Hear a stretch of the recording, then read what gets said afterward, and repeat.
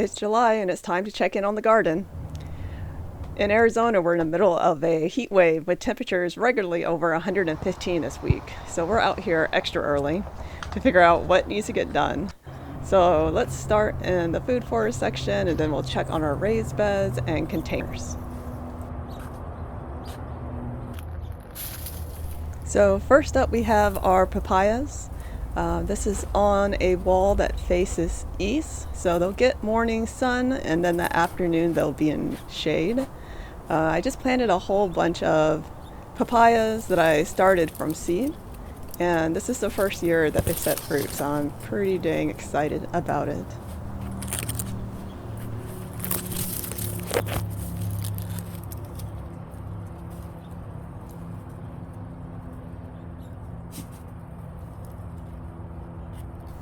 As we walk into the main part of the food forest, we have a golden Hawaiian clumping bamboo. It provides a lot of light mulch. Next up, we have the jujube trees. These were some of the first trees we put in the yard. They love the heat, and when this was a barren, full sun, windswept lot, they thrived. They produce 2 crops a year, and sometimes they get these little small suckers or shoots. I cut these down to keep energy in the main tree. When they're green like this, they're not ripe. I've heard that you can eat them like this, but I generally wait until they start to at least be kissed by ripeness. So it's kind of like a light brown color you'll start to see, and then when they're fully ripe, they'll be a deep brown color, and that's when they're sweetest. Underneath our trees, we have a few herbs and watermelon starting, and surprisingly the snapdragons are hanging in this year. And above them is this curry tree, which is also about 2 years old, and it also likes the heat. And the leaves smell amazing.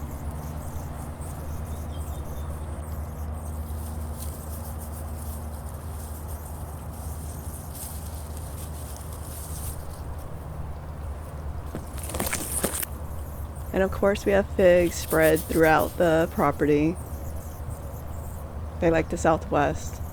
This is a young tree, it's about a year old. I haven't seen any figs on it yet, so we'll keep our fingers crossed.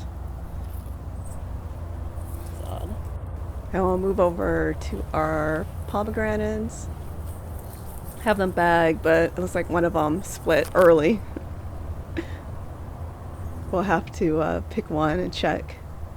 We see how they're progressing. Generally, they're ready in the fall. And it looks like the Mexican lime is doing really well. These are great trees that produce a lot in our climate. However, they do have a lot of spine, so there's always trade-offs. So this one is another pomegranate.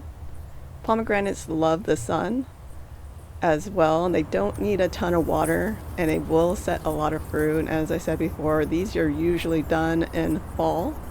They should turn a bright red, and I bag them to keep leaf-footed bugs off of them. And I generally don't bag all of them, mostly ones that reach for me, and there's usually a resident praying mantis walking around. We'll see if we find her. And we also have a lot of Mexican sunflower all over the yard. It grows fast in full sun, and it provides shade and creates a microclimate for the other plants to thrive. For example, this one is on the west side of the lime tree to provide afternoon shade. And it's also a chop and drop plant, which means you can just cut it and you can either use the trimmings for mulch, like for this guava, or you can just leave it where it is, and it's really high in nitrogen, and all the plants love it.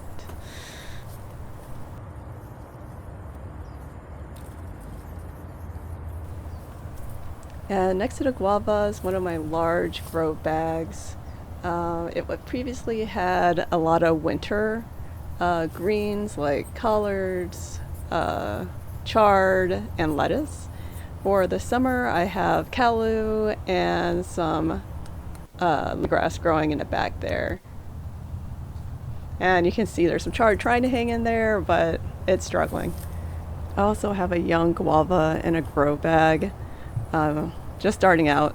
It's getting shaded by that clump of sugarcane next to it. And let's have a look at our containers along the sidewalk. We have some long beans, olive growing in there. And I see this one referred to as a Mexican tamarind. One of the interesting things on this label there, it mentions that the more you trim it, the spikier it gets. I could respect that.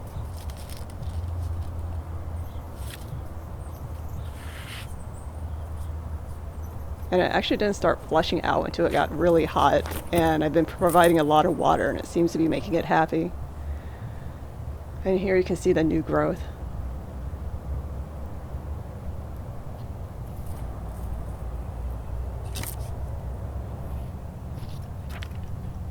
Now some of the garden is pretty rough and we're about to get into it. First up, the peaches. I have a desert gold and a Florida prince, and despite all the plants I have put in around them to shelter them, they still get heat stress and drop their leaves. One seems to be leaning a bit, but no sunburn this year, but they do need some attention. And you see there's some new growth there in the center, so they're not dead, they just need pruning. Next to them is a clementine, which is starting to bloom. This one used to be in a pot and is doubled in size since I put it in the ground, so I'm looking forward to the fruit. And then we have a sugarcane next to it, more of the snapdragons, and a small okra seems to be nestled in there. And we need to hang on a second. One of the pups wanted to come with us to look at the pond. And it's jam-packed with hornwort for shade and oxygen. Plus, I left the floating planters in for more shade, and the frogs seem to like to hang out on them. And I still needed more shade to reduce water evaporation, so I threw together those PVC shade boxes, and that did the trick. And it looks like we have some pigeon peas that are ready to pick. These are evergreen plants, and they're great in full sun and provide shade for some of my tender plants.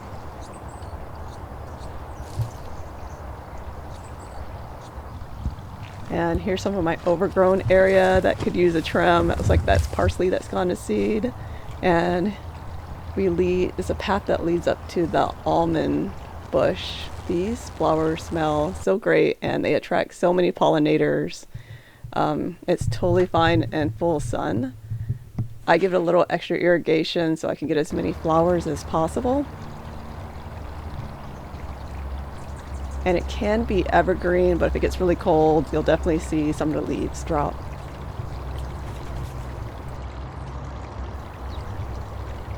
And behind it, you can see a red bird of paradise. I love the contrast of the white flowers and the orange blossoms, and this attracts a lot of hummingbirds and butterflies.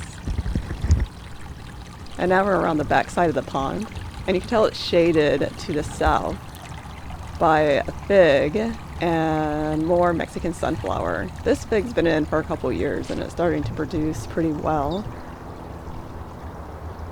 as well as throw a lot of shade, which the pond needs.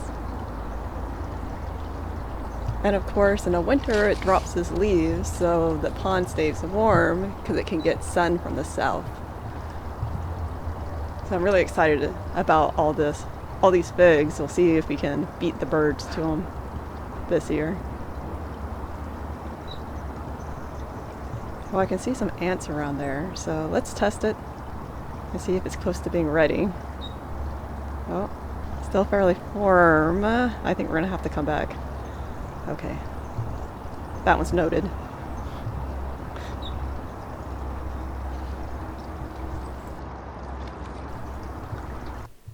All right, we'll head around this Mexican sunflower. There's a lot of dead leaves. You could probably trim back half of it, keep the shade, and then get some mulch. And some gravel needs to go on that side of the waterfall. And around back here, it's shading a Asian pear. I woke up a little late this year. We'll see. I'll probably go ahead and trim it back just to give it more bushy. And here are grapevines. They have burst forth from their trellis, so they need to be trimmed. And it looks like they are cycling out of the old leaves right now. There's new growth as well as these brownish leaves. And I've been just leaving the fruit on there for the birds. This is an ever-bearing mulberry tree. It's also cycling through leaves right now.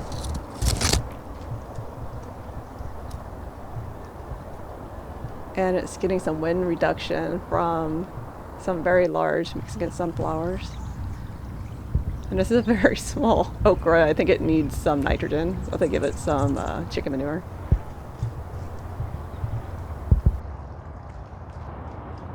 And here's one of my potting soil setups for my container plants. And tarragon,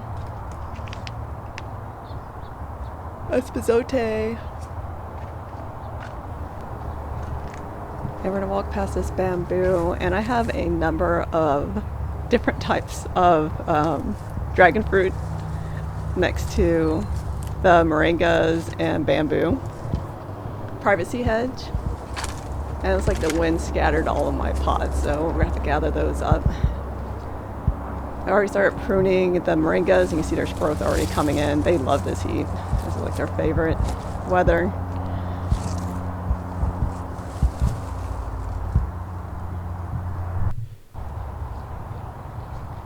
A young Hong Kong orchid.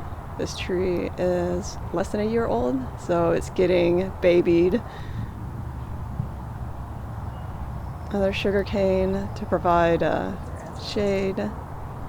My wax jambu. Wind blew off one fruit, but I got one left.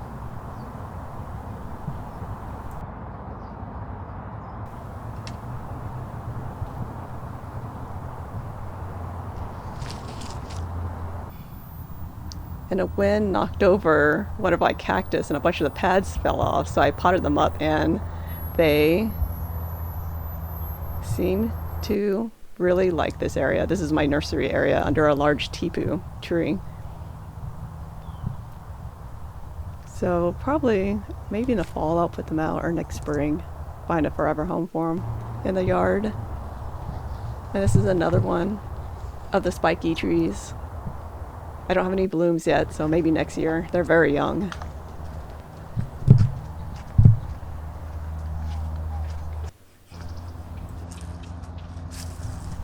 So these plants need to be pruned as well, just to get them away from the house to discourage bugs. And this is a bougainvillea, and the other was a desert willow. And some of my pepper and chili seedlings hanging in there. This is a oregano that's been blooming, but it's probably time to go ahead and start trimming back. So you can see there's new growth at the center of the plant.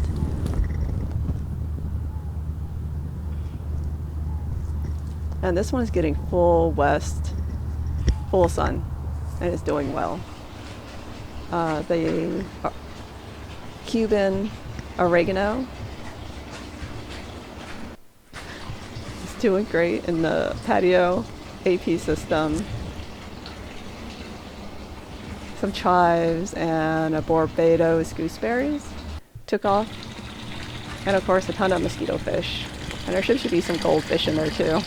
But this is really relaxing on the patio.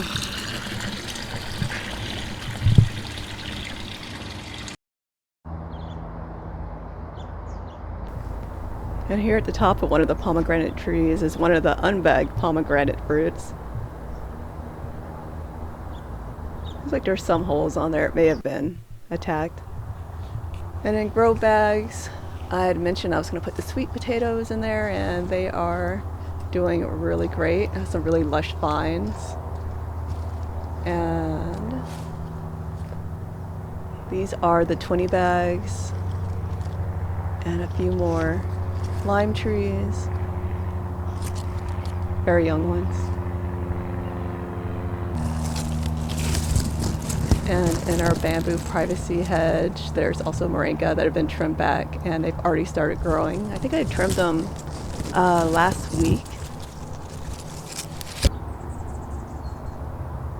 And underneath the bamboo, there's some collards hanging in there. Actually doing really well. I shouldn't say they're hanging in there.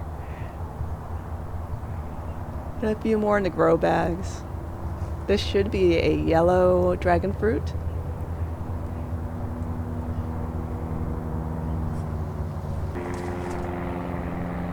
And more bamboo. This is olahami and does really well in our area next to some of our citrus. It looks like I missed one of the moringa trees, so I'll have to trim this, come back around and trim this one up.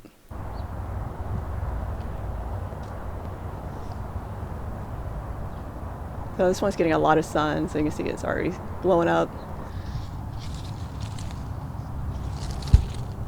And that's the mandarin next to the Meyer lemon tree.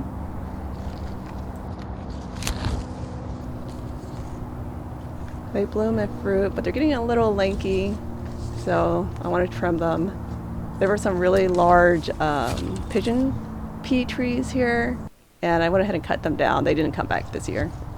And some more overgrown parsley that's gone to seed that needs to be trimmed back. And then this is our privacy hedge of orange jubilee. Lots of blossoms, the hummingbirds love them, as well as some of the native bees. And if you need an herb that can withstand the sun, I definitely recommend rosemary. And next to it is this sad apple tree.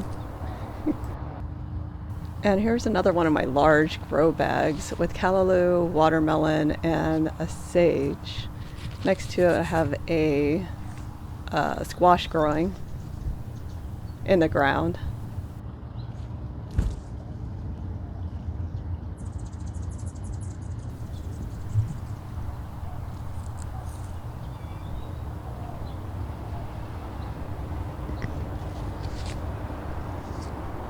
This is another ever-bearing mulberry.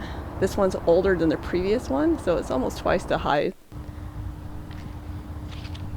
Another fig tree. This one does have some figs on it.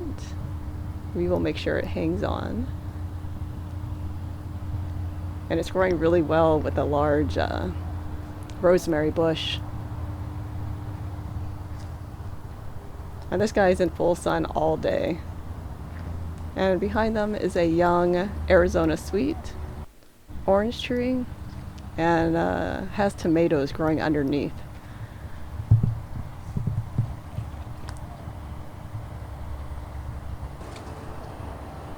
This is another large fig. This is a black mission. I think it's about 2 years old, and it just started putting on figs, so pretty excited about that. And it's also surrounded by Mexican sunflower as well as sugarcane.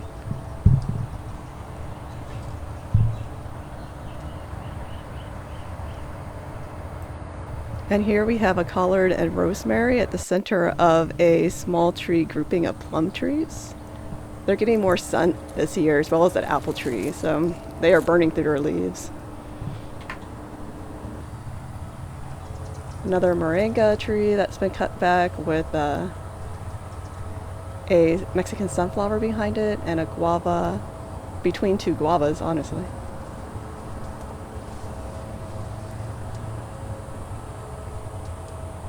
And so far, this is the best way I've found success, is by planting everyone really close. And this is a young quince tree in a grow bag. It needed shade for the first year, growing under a Hong Kong orchid. And in the middle is a more mature Arizona sweet orange tree with a few clusters of oranges that need to be thinned.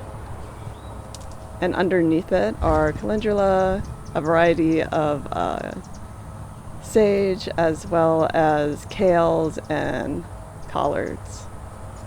And when it's this hot outside, I like to supplement with some sprinkler water just to cool the surface of everyone in the evenings. Now this is one of our oldest sugarcane plants, so it's about 3 or 4 years old, and it's definitely declining, so I'll have to pull that one out.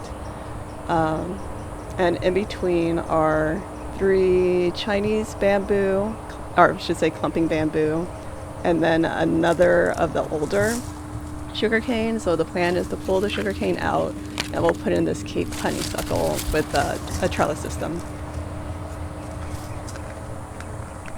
And you can see we're just adding layers of privacy into our main recreation area. And then here's some more bamboo. These are sea breeze. It's a little shaded here, and they thrive in these conditions. And we have some new shoots coming up. If I can get in there to show you. But we've been really pleased. The foliage is really green even in this hot weather. And we went ahead and put trellises in this year just to keep the bamboo going up and not over the wall. And this was some of the ginger we started in one of the previous videos. It's doing well under one of the tepu trees, as well as some of the melon seedlings.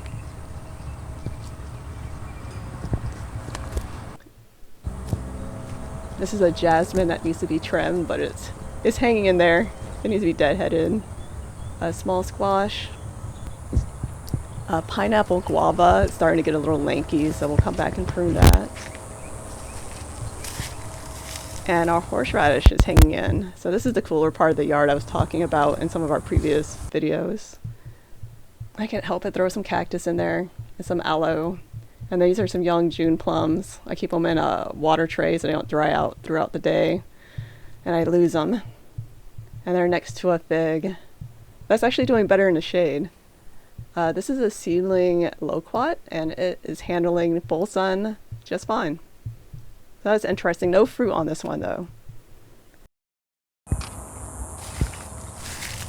Here in the raised bed we have kale and cranberry leaf and peppers hanging out. I threw down some of these sugarcane fronds to shade the soil. And it looks like we found a happy place for some of the melons to grow in, but it looks like we also have some ants. So I threw in some traps. I found that these guys are biting ants, and the formic acid is just too much for plants to survive, and a lot of times they put aphids.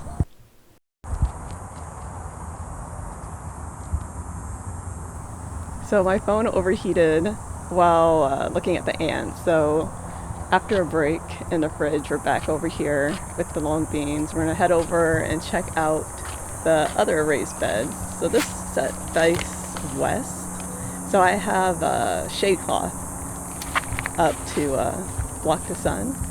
And I've stored a whole bunch of the large pigeon pea plants that I had to cut down earlier this spring. So it looks like I'll be able to make new trellises from the branches. So let me put this down and I'll take down the shade cloth so we can see what we're dealing with in these beds.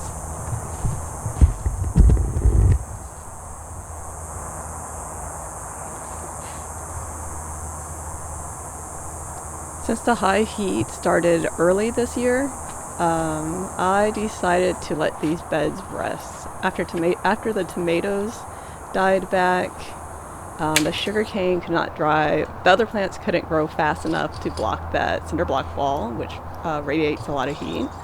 The shade cloth works to block a lot of that heat, and I'm just going to go ahead and build these beds up for fall production. And you can see on the last bed, we have some plants surviving and thriving.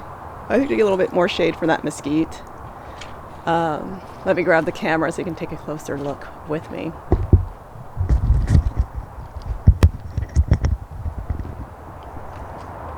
So I've been slowly adding some soil and then a layer of straw. Always there's a chard that just hangs in there. I'm just going to leave that there. It'll probably spring back as soon as the weather cools down.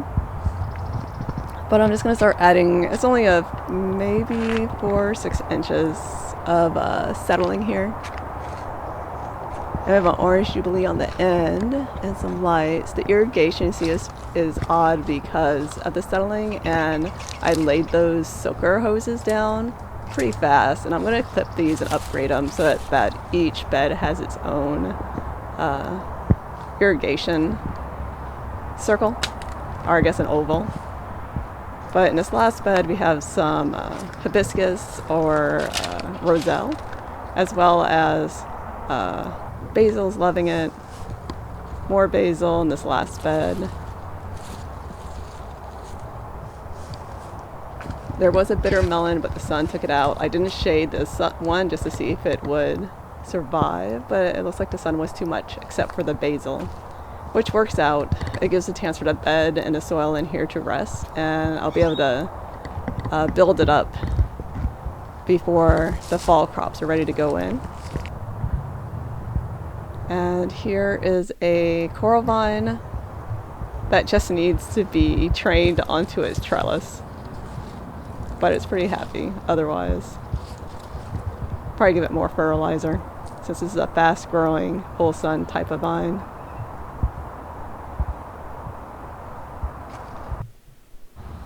And here's the mother cactus to all the babies you saw in the nursery area.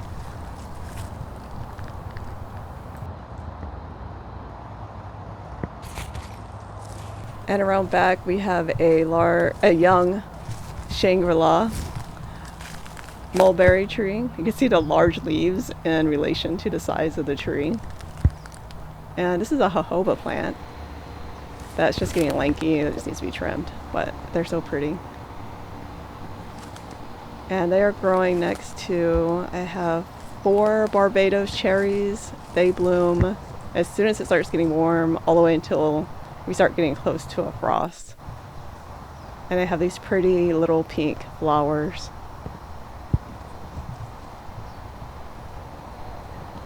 And some of the larger ones are at least 2 to 3 years old, so they're pretty big.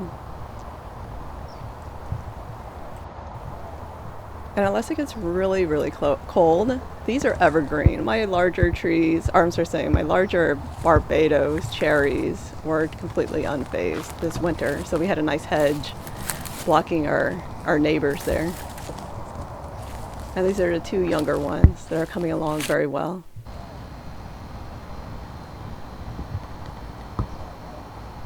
You see I have them layered in front of the older shrubs, which are getting quite large, which is perfect. It's exactly what we want. They do have little tiny spines on them, but it's not too bad. And then this is a Mexican bird of paradise with the yellow flowers. Hummingbirds love them, butterflies love them, and I put them here to help shade a little bit of the southern shade for the grapefruit tree, and this is a ruby red. And I have a few on the bottom here that haven't been picked and are right, as well as new ones coming on. So it's time to clean this baby up so it's not stressed for the rest of the summer. This one's one of our first fruit trees as well.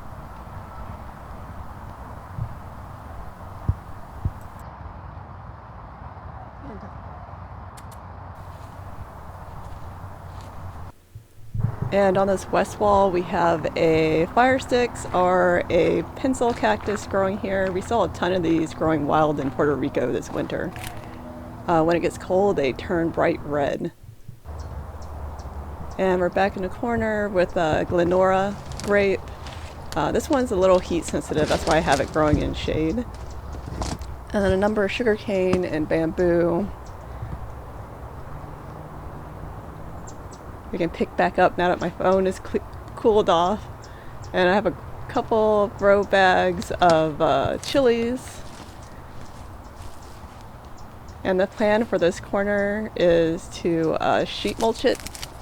And then we're just going to put a grow bag garden back here so we don't have to compete with the grass as much. And this is another cranberry. And then this is the inside of our little courtyard of raised beds. And you can see these, I believe because they're on soil, actually subsided even more. Let's go in and take a closer look. And you can see it's well over a foot. But most of these plants are in full sun and they're not doing great. So we're going to pull these out and we're going to go ahead and fill these in to get them ready for the fall plants. Yeah, it's pretty deep. And that'll give us an opportunity to fix the irrigation on these beds also. Because right now they're not very effective going up and down like this.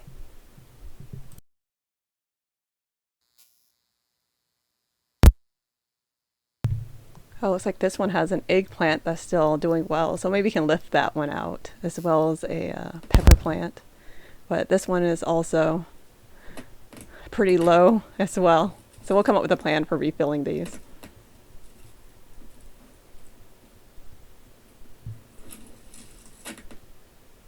And a sugarcane will actually be fine. They'll just put, as they are covered with soil, they will just put out more roots. And that will work well because right now they get blown around quite a bit by the wind. So this will help secure them. And this bed is oriented a little bit different, but the sugarcane and watermelon seem to be loving each other's company. And we're back here to where the ants are, and in that short amount of time, I was like the ants have focused their efforts on the trap, which is perfect. And it looks like we have a watermelon blossom. There you go. And some small ants. These aren't the same biting ants. Maybe those are sugar ants? I'm not 100% sure. Oh, and a fruit already. I haven't been back here for a minute. So that's great. We found a spot that the watermelon really likes.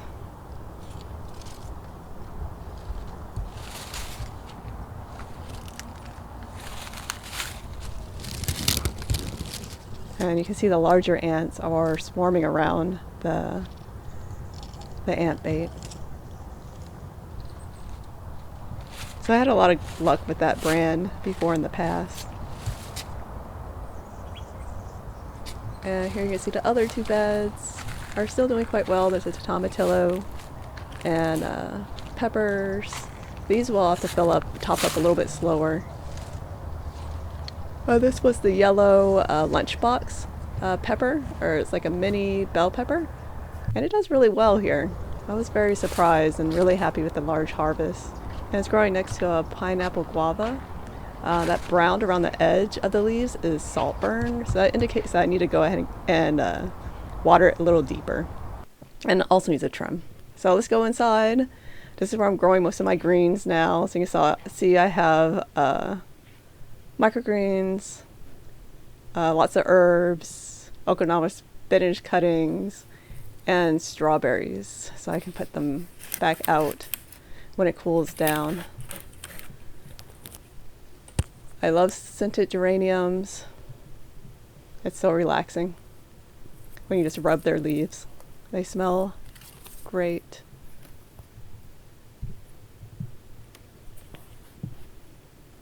And down below we have our next generation of callaloo coming in very fast. I just thinned them, but it looks like I may need to thin them soon again. And I'm also starting in some pigeon peas. Usually they're fine to start in the ground. I have a lot of birds. They refuse to let me start them outside, so I'm starting them in pots first, and then an assortment of basil. So I'm starting with the plants that love heat in the beginning, and then I'll slowly work my way to the cool weather veggies. And in the meantime, I have my sprouts, microgreens to supplement greens. So I just turned on the light, and you can see I have one of the hydroponic kits going with kale and arugula. I blended them myself just to see what would happen. Okra, some gourds, squash, and cucumbers. So let's get a closer look at our peas. So I start harvesting from the front and then work my way back. And as you can see with this soil, I like to use that Neptune's soil. It's pretty rich, but I can get more than one harvest, and I can treat it as a come again microgreen tray. So my first cuts are already coming up quite big. The middle is putting on new growth, and in the back there, that little center part is the original growth. So I'm pretty happy with this system.